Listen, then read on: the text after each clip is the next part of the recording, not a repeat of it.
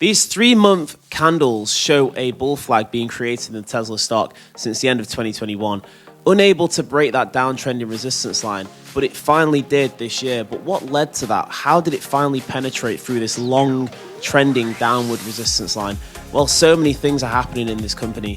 You've got finally energy storage starting to bring profits to the company and starting to be modeled in by Wall Street. You've got the EVs truly soaring in terms of sales.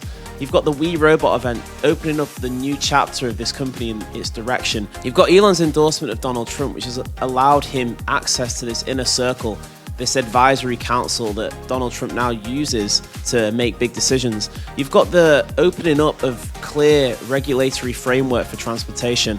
This opens up the opportunity for fully self-driving, robo-taxi network. You've got the fact that rockets are now being sent up more frequently and Donald Trump's actually attending the launch of these rockets. You've got the opening up of Optimus and the potential impact that that's going to have on the workforce. That brings me to these two companies that haven't currently been modeled in the majority of Wall Street.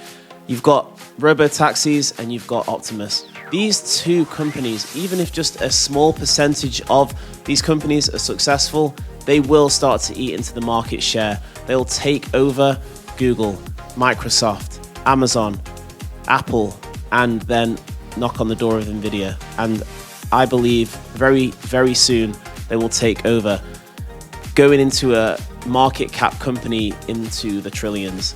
My aim in this video is to just try and explain and show through Cernbach's incredible modeling just what this company could become, the numbers, the real data, and even if you discount this happening by 14%, the likelihood of the impact of Robotaxi and Optimus is so truly mesmerizing for the impact on this company and the stock price. So, like, subscribe. If you get any value from this, comment down below. Let's start off with the Robotaxi network. As we get into the numbers for the Robotaxi network, remember that Cernbach's data from part 1 is extremely comprehensive. He details every possible scenario, projects it very sustainably into the future, and he actually sandbags these numbers. So even though they get quite extreme, they're still a fraction of what this exponential market could grow into. It's an untouched, uncapitalized market that has never really been truly exposed. So let's go.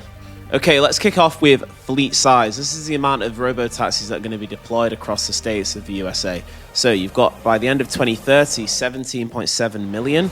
By the end of 2035, 49 million robo-taxis functioning across the states. That is going to be quite wild. Now let's look at net profit. By the end of 2030, you're going to be looking at 178 billion. By the end of 2035, you're going to be looking at 490 billion. Now, this is going to impact the market cap. By the end of 2030, you're going to be looking at 17.7 trillion. And then by 2035, it's going to have a 24.5 trillion impact on the market cap. This is very large because currently Apple and Nvidia, for example, are only about 3 to 4 trillion in terms of their size. So this could be nearly a 5 to 6x bigger than the two largest companies at the moment. This is just because of Robotaxi. So this is an exponential impact on a company that's currently a fraction of the size, 1/25th of what it could just grow into in its Robotaxi network. Quite insane. The next company is the Optimus robot. This company is trying to disrupt the labor market, which is the largest market on Earth. It's in the hundreds of trillions. And even you capture a fraction of this market, it could truly impact any company, any business in a way that's truly hard to model and even comprehend. These numbers get very, very large and to the point where they're quite unbelievable. So let's look at the Optimus robot and its impact on Tesla and its market cap. So starting off with the humanoid robots, the amount that are being deployed, you've got by the end of 2030, 15 million being deployed. By the end of 2035, you're looking at 50 million being deployed.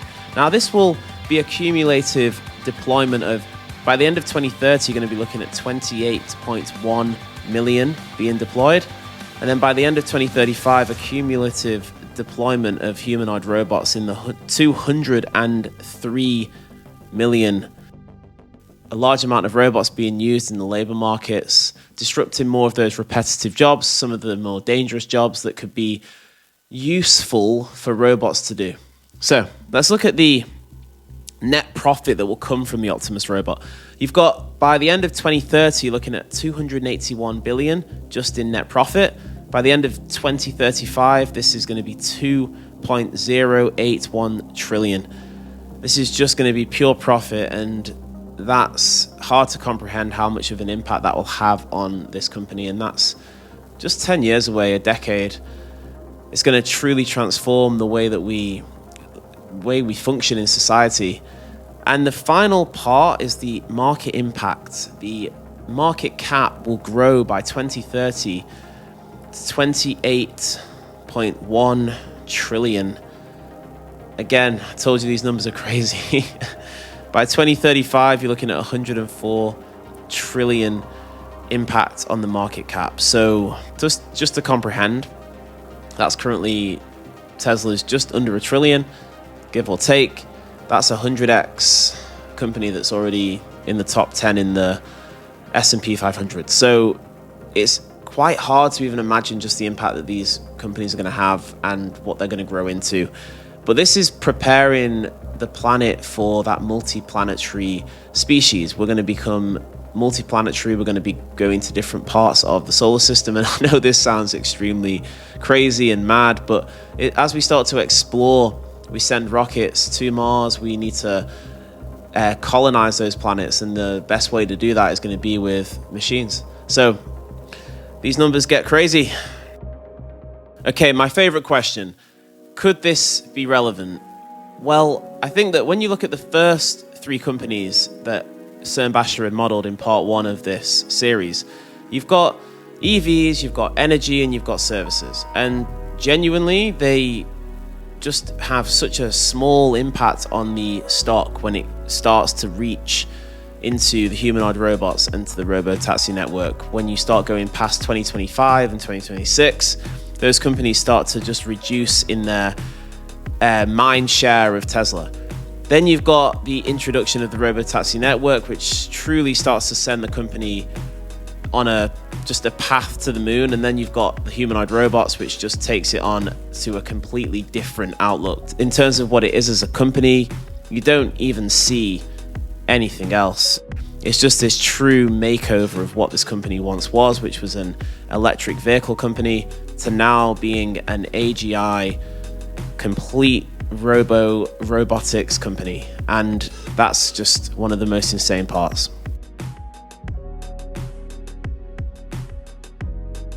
When you look at how it's going to impact the share price, by 2027, it's going to be $884. Then by 2035, it could grow into $29,850. And even if it's only 14% likely that any of this is going to happen, that you don't believe in robo-taxis, you don't believe in the humanoid robot deployment, then you're still looking at just a fraction of this being a success, a 14% discount rate. You still get the share price by the end of 2030 at 5,422, and by the end of 2035 you're looking at 7,063. You can take these numbers and you can adjust them, you can reduce the amount of confidence you have in the robo-taxi network being a success, in the humanoid robots being a success, and truly just reduce the potential of these companies, and you still get a higher share value than what we currently have. I've kind of learned one thing from reading the Elon Musk autobiography, that there are some gems in this book. He is someone who has a vision, he plays four-dimensional chess, and he just thinks so far into the future, and he does usually manage to succeed in whatever he puts his mind to. So I don't like to bet against him. I truly believe in what he's creating.